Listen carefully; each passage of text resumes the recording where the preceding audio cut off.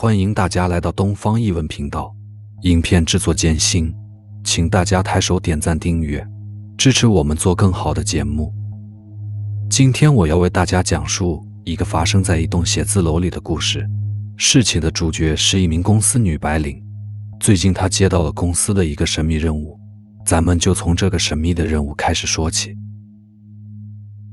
夜幕降临，楼梯间里风声呼啸，一些不知名的纸片在风中翻飞起舞，仿佛有着灵魂一样。林婷正要下楼，却见一片纸片直扑而来，吓得她本能地往后退了一步，差点从楼梯上摔下去。林婷是一名室内设计师，在上海一家公司工作了3年，副总对她十分器重，同事们也都和睦相处。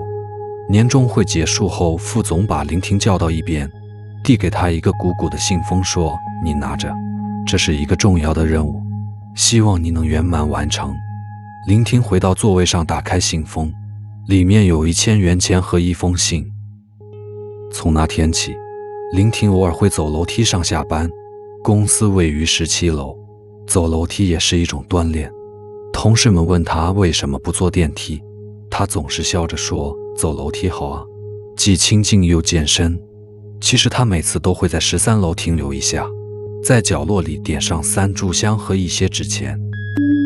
有一天下班后，同事们都在等电梯，林婷独自走进了楼梯间，推开厚重的铁门，一股冷冽的潮气扑面而来。林婷打了个寒战，向下走去。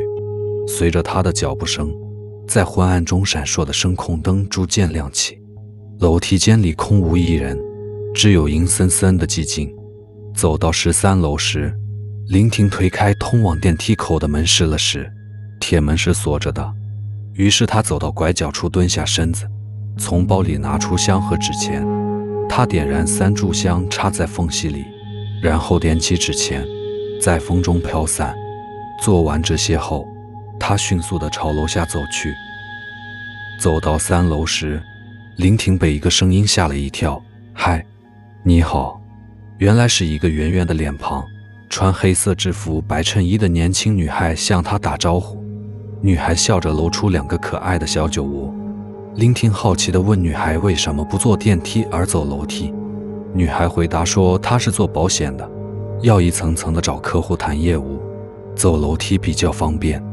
林婷感叹道：“你的工作真是不容易啊。”女孩笑道：“这还好了，还有更辛苦的呢。”林婷正要走的时候，女孩问林婷：“你知道13楼通往电梯口的门为什么总是关着吗？你去13楼干什么？”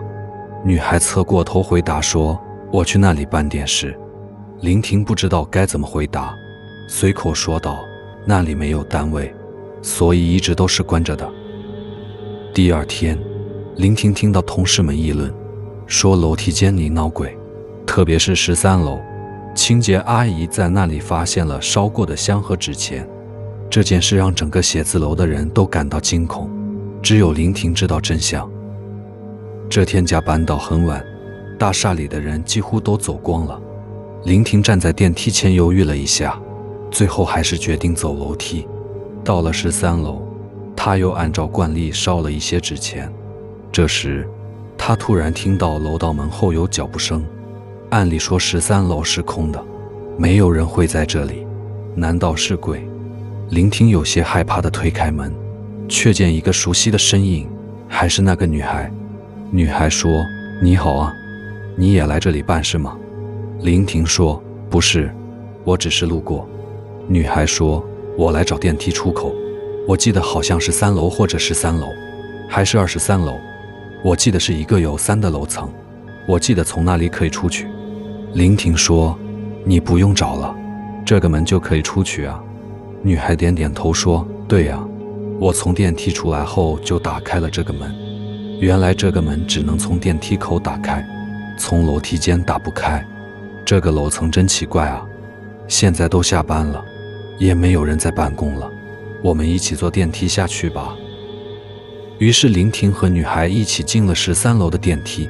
电梯下降时，中途进来了一些加班的人。到了3楼时，电梯已经挤满了人。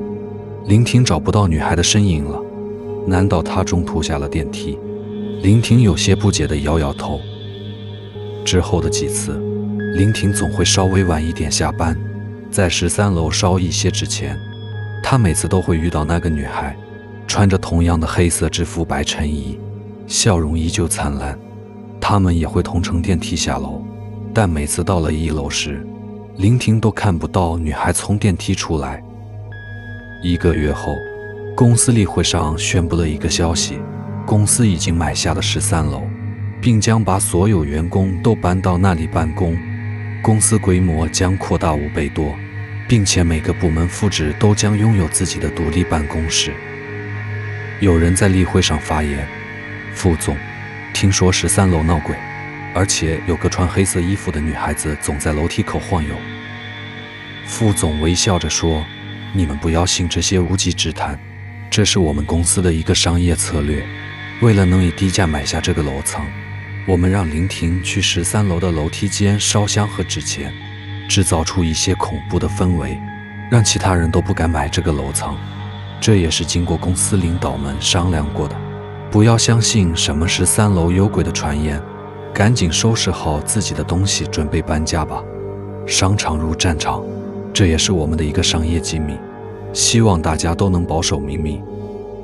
搬到13楼后的林婷其实很想再见到那个女孩，还想买她的保险，并让同事们也买她的保险，这样她会过得更好一些。但自从她搬到13楼后，就再也没有见过那个女孩。她偶尔还会走楼梯，每走一层都会推开通往电梯口的门看看，但始终也没有见过那个女孩。1年后，林婷代表公司去参加一个防火演习通告会。通告会后，林婷找主办方拿相关文档时，听到了一个惊人的消息：你们13楼上次演习的时候死过一个女孩子，这次一定要认真对待，不能有半点马虎。林婷一愣，13楼居然死过一个女孩。那位工作人员把林婷带到一个办公室，拿出一个公文袋，上面写着关于王淼的死亡说明。接着，林婷看到死者的照片，那不就是那个在楼道里遇见过的女孩吗？这个女孩是做保险的吗？我在我们楼道里见过她好多次。林婷颤抖地说。